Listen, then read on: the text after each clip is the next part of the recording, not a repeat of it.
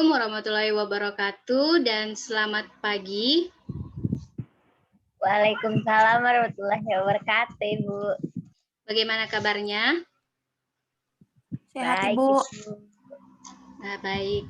Jadi terlebih dahulu saya mau memperkenalkan diri. Perkenalkan, nama saya Nancy Ruby Pakanda.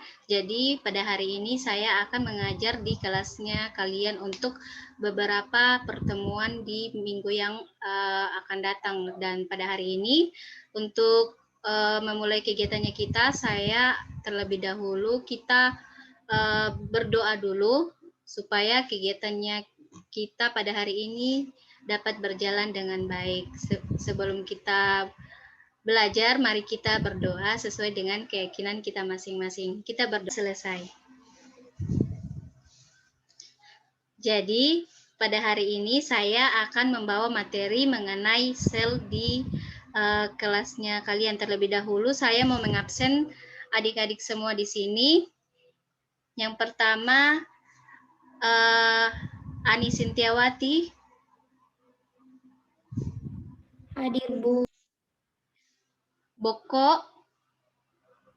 Hadir, Bu. Oki Setiana Dewi.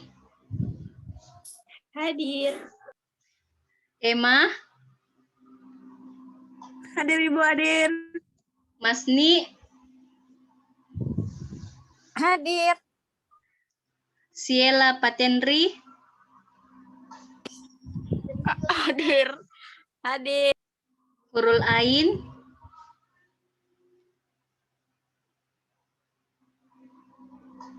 Hadir, Ibu. Ya, jadi karena pada adik-adik semua sudah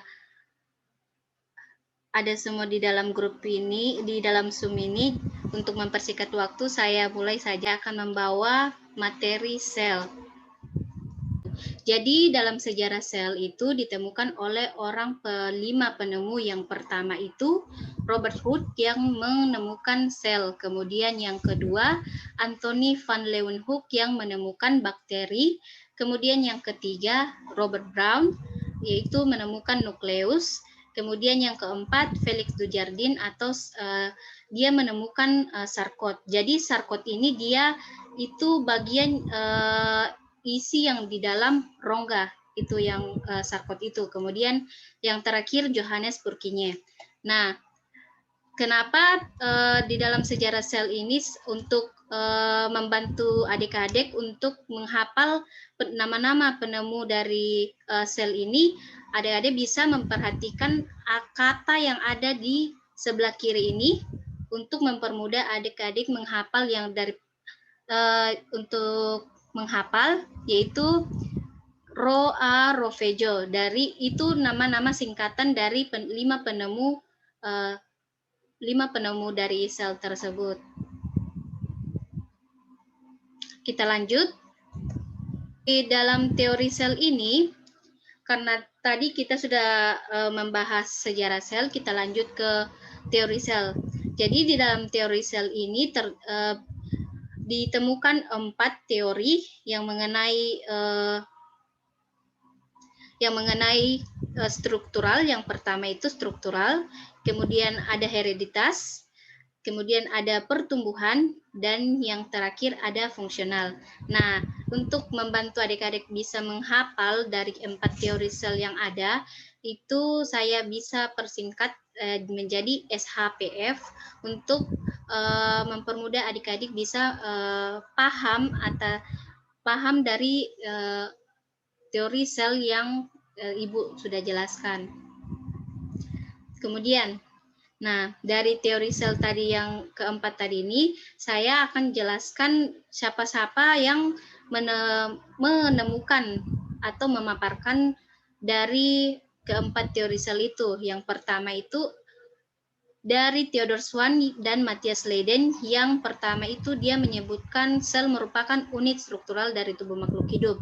Yang kedua dari Gregor Johann Mendel, dia menemukan sel sebagai unit hereditas dari tubuh makhluk hidup. Dan yang ketiga dari Rudolf Virchow yang menemukan sel sebagai unit pertumbuhan dari tubuh makhluk hidup. Dan yang keempat ada Max Loov atau yang menemukan sel sebagai unit fungsional dari tubuh makhluk hidup. Lanjut, ini kita lanjut ke perbedaan struktur sel prokariotik dan sel eukariotik.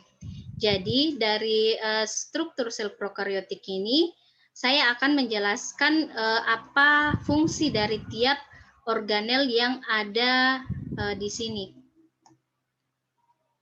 Yang pertama ada pili. Nah, adik-adik bisa memperhatikan gambar yang saya tampilkan. Pili ini dia berfungsi sebagai tempat masuknya materi genetik selama perkawinan dan membantu melekatkan diri pada jaringan hewan atau tumbuhan. Kemudian ada plasmid.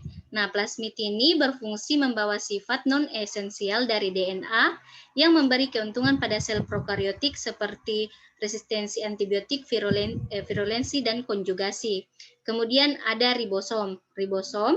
Nah, ribosom ini melakukan translasi dalam sintesis protein yang mengubah kode genetik DNA menjadi protein.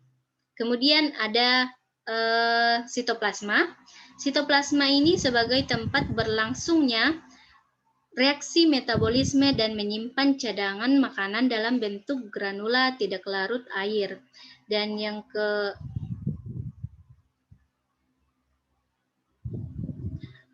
kelima ada membran sel. Nah, membran sel ini, fungsi membran sel ini sebagai tempat pelindung sel terhadap lingkungan ekstraseluler dan mengatur lalu lintas saat keluar masuk sel. Kemudian ada dinding sel. Dinding sel ini untuk memberi bentuk dan melindungi organel internal di dalam sel. Kemudian ada kapsul atau juga biasa disebut dengan kapsula. Jadi kapsula ini berfungsi sebagai pelindung sel atau mencegah sel kekeringan, membantu melekatkan diri dengan bakteri lain. Dan flagela. Nah, flagela ini berfungsi sebagai alat gerak sel atau yang gerakan flagela prokariotik ini seperti memutar-mutar ini. Adik-adik bisa perhatikan bagaimana flagelanya. Kemudian yang terakhir ada nukleolit. Nah, nukleolit ini dia fungsi nukleolit serupa dengan inti sel atau yang nukleus yang ada pada eukariotik, dan tapi hanya saja tanpa membran inti sehingga mengalami kontak langsung dengan sitoplasma. Kemudian sel eukariotik. Nah, sel eukariotik ini berfungsi sebagai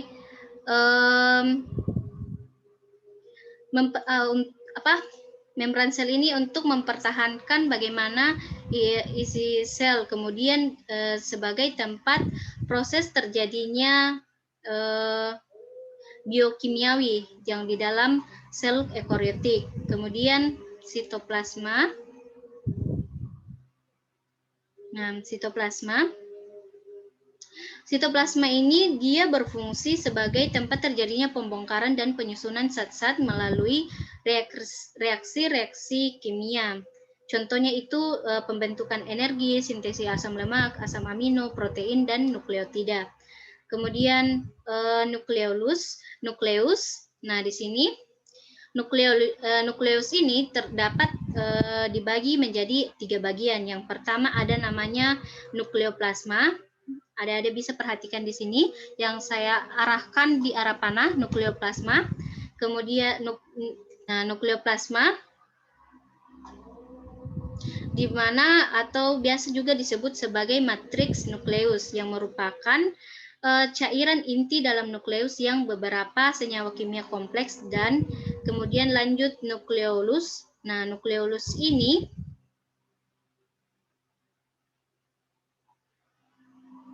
atau yang biasa disebut dengan anak inti yang merupakan bagian terbesar dari nukleolus. Dan kemudian membran inti. Di sini terdapat membran inti yang bagian dalam dari nukleolus. Kemudian lanjut ke retikulum endoplasma. Nah, di dalam sel eukariotik terdapat retikulum endoplasma, yaitu ada retikulum endoplasma kasar di sini dan retikulum endoplasma halus. Nah, mengapa dia retikulum endoplasma kasar? Karena ribosom berada pada retikulum endoplasma. Jadi, mengapa dia kasar? Karena ribosom berada pada bagian retikulum, sedangkan yang halusnya itu tidak melekat ribosom yang ada pada retikulum endoplasma halus, dan fungsinya itu sama, yaitu mensintesis lemak dan kolesterol dan transportasi molekul-molekul dari bagian sel yang satu ke bagian sel yang lainnya. Kemudian ribosom. Nah, ribosom ini berfungsi untuk mesintesis protein, dan sedangkan ribosom sendiri itu disintesis oleh nukleolus. Lanjut, aparatus Golgi atau yang biasa juga disebut dengan badan Golgi. Jadi dalam badan Golgi ini berfungsi sebagai pusat pengolah untuk material yang kemudian dikemas dan didistribusikan pada organel-organel atau diekspor atau disekresikan. Lanjut ke lisosom. Lisosom ini dia berbentuk seperti gelembung bulat yang berdiameter antara 0,1 atau 1,2 mikrometer yang di dalam. Yang di dalamnya itu dia tersimpan enzim-enzim hidrolitik. Contohnya itu protease, lipase, dan nuklease. Kemudian berfungsi sebagai melakukan pencernaan intrasel, autofagi, eksositosis, autolisis, dan menghancurkan senyawa karsinogenik. Kemudian mitokondria. Jadi mitokondria ini berfungsi sebagai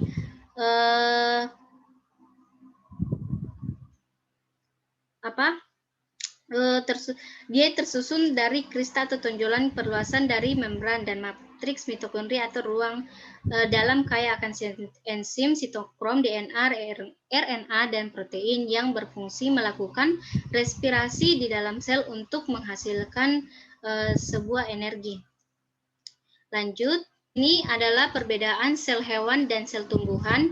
Adik-adik bisa memperhatikan bagaimana perbedaan antara sel hewan dan sel tumbuhan ini. Di mana sel hewan ini dia terdapat retikulum endoplasma, lisosom, vakuola, mitokondria, badan Golgi, nukleolus, sitoplasma, nukleus, dan membran sel. Sedangkan pada sel tumbuhan itu dia memiliki vakuola, badan Golgi, dinding sel, membran sel, kloroplasma, nukleolus, retikulum endoplasma, dan nukleolus serta mitokondria. Jadi saya akan menjelaskan bagaimana perbedaan secara umum dari sel hewan ini. Jadi dari sel hewan ini, untuk yang pertama, bentuk selnya itu dia bermacam-macam dan dapat berubah bentuk. Kemudian pada sel hewan memiliki ukuran yang kecil, kemudian flagelanya itu sering tidak ditemukan pada sel hewan. Kemudian yang keempat, dinding sel. Dalam sel hewan memang tidak ada dinding sel yang ada di sel hewan. Kemudian lisosom dan umumnya banyak terdapat di sel hewan dibandingkan di sel tumbuhan. Kemudian matriks ekstraseluler itu ada di dalam sel hewan. Kemudian gilioksisom itu tidak ada atau tidak ada dan jarang ditemukan di sel hewan. Kemudian lisosom juga sudah selesai tadi ya. Baru lanjut ke peroksisom, itu terdapat pada sel hewan. Kemudian organel respirasi itu juga terdapat pada sel hewan, ditemukan mitokondria, dan vakuola selnya sel hewan itu kecil dan juga banyak. Kita lanjut ke sel tumbuhan. Nah, di dalam sel tumbuhan, yang pertama bentuk selnya itu kaku dan jarang berubah bentuk. Seperti yang saya jelaskan tadi mengenai sel hewan itu, dia bisa pada bentuk selnya itu dia bisa berubah bentuk dan bermacam-macam dibandingkan sel tumbuhan yang dia bentuknya kaku atau jarang berubah bentuk. Kemudian ukuran sel tumbuhan itu lebih besar dibanding sel hewan. Kemudian flagelanya. Nah, flagela ini lebih sering ditemukan di sel hewan, sel tumbuhan dibanding sel tumbuhan. Kemudian dinding sel itu ada pada sel tumbuhan. Kemudian lisosom. Lisosom ini jarang ditemukan di sel tumbuhan dibandingkan sel hewan. Kemudian matriks ekstraselulernya itu pada sel tumbuhan ada. Kemudian gilioksisom itu juga ditemukan ada di sel tumbuhan.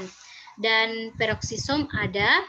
Dan organel respirasinya itu pada sel tumbuhan ada kloroplas atau yang biasa disebut plastida dan juga mitokondria. Dan vakuola sel memiliki tunggal akan tetapi sangat banyak seperti tunggal, tetapi mungkin ada beberapa tidak ditemukan seperti itu. Mungkin itu yang Ibu dapat sampaikan. Mungkin adik-adik mau menyampaikan atau masih mau bertanya mengenai apa yang saya telah jelaskan pada hari ini.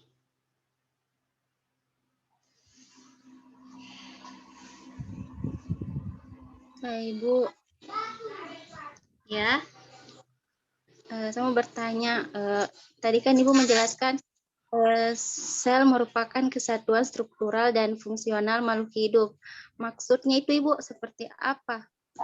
Nah, jadi terima kasih Rina sudah bertanya. Jadi kenapa, apa artinya itu? Karena dia sebagai kesatuan struktural merupakan penyusun yang mendasar bagi tubuh makhluk hidup dan sebagai kesatuan fungsional. Itu berarti bahwa sel melakukan suatu fungsi atau kegiatan proses hidup seperti respirasi, ekskresi, transportasi, sekresi, dan respon terhadap rangsangan. Sudah bisa paham, Rina? Sudah, Ibu. Ya. Mungkin adik-adik masih mau bertanya?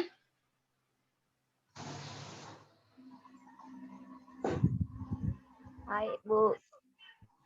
Ya, silakan Boko. Hai, Bu. Ya. Apakah yang akan terjadi pada sel hewan dan tumbuhan jika inti selnya diambil? Nah, oh iya ya.